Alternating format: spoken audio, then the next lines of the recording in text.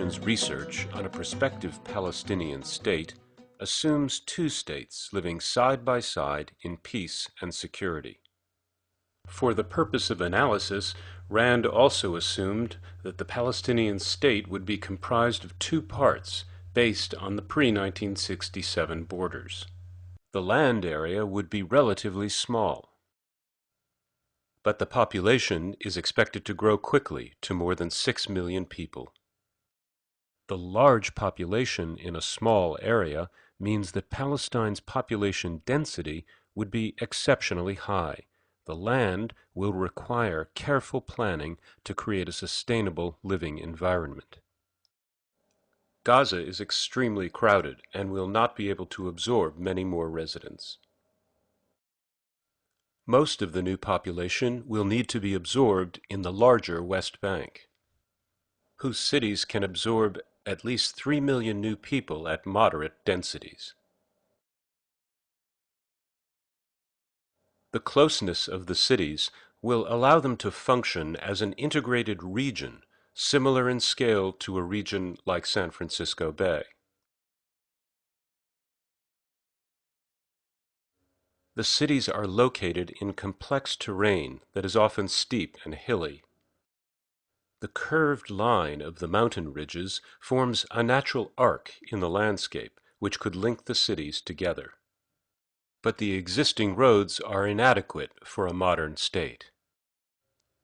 The arc is a public infrastructure corridor which ties the cities of the West Bank together and links the West Bank to Gaza. It could help a Palestinian state succeed.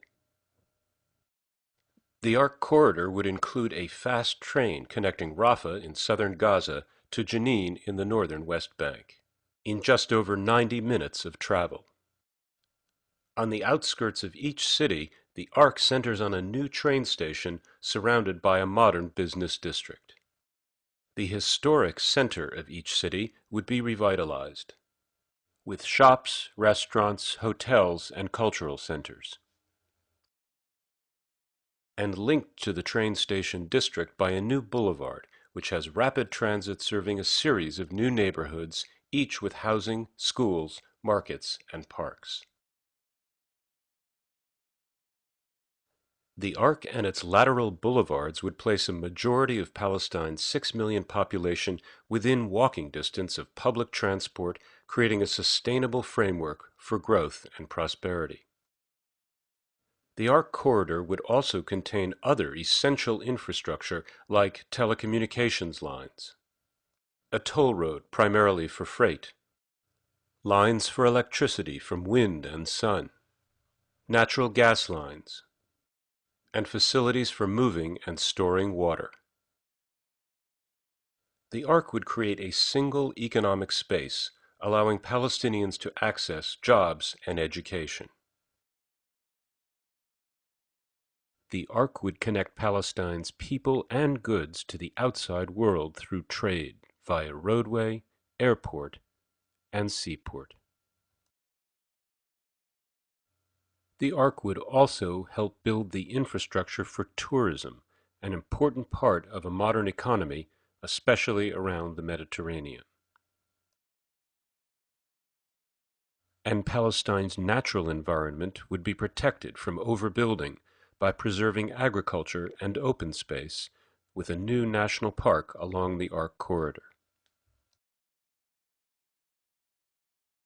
If you were flying over the West Bank, here is how the arc might appear, and here is how it might look in a city such as Nablus.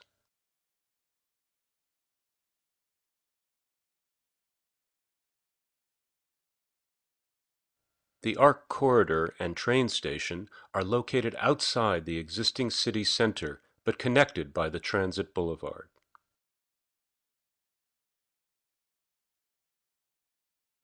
The boulevard is built first, followed by national infrastructure within the arc corridor.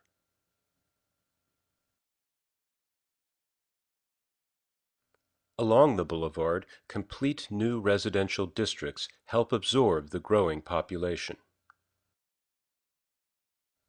Around the train station, a new business district develops,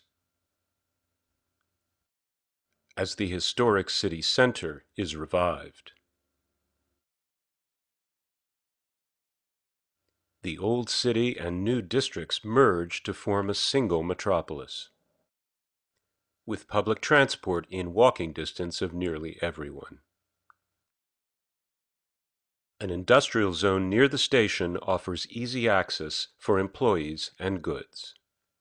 Finally, the National Linear Park provides facilities for sports and recreation. The ARC focuses on improving the quality of life for all Palestinians. Throughout history, infrastructure has helped other nations prosper, with large projects comparable in scope and scale to the ARC. RAND has estimated that it would cost about $9 billion to build the core elements of the ARC. Building those elements could create as many as 160,000 jobs per year in the first 5 years. The ARC could begin now, immediately putting people to work in the planning and construction of practical projects, which would serve as building blocks to be joined together in later phases. These projects would address the poor transport facilities and limited mobility faced daily by Palestinians. Today, in Palestinian towns and cities, basic problems such as poor pedestrian safety, traffic congestion, and inadequate shelter often exacerbate the ordeal of getting to school or work. These problems can be alleviated with very feasible short-term projects on a demonstration basis. Within 12 months, improved bus stops and transportation centers in multiple locations could provide comfort and dignity to public transport. Within 24 months, new buses and rapid transit routes could offer faster, more comfortable service for travel within and between cities. And within 36 months, transport improvements could enhance the quality of life in neighborhoods while encouraging the construction of much-needed new housing. Larger projects such as intercity bus stations at the edge of several cities could later be converted to train stations along the line of the ARC. These practical first steps are held together by a vision of a future Palestinian state. That vision has been warmly received by many Palestinians and others in the region. It can provide a blueprint for physical improvements and offer tangible tools for diplomacy in search of peace.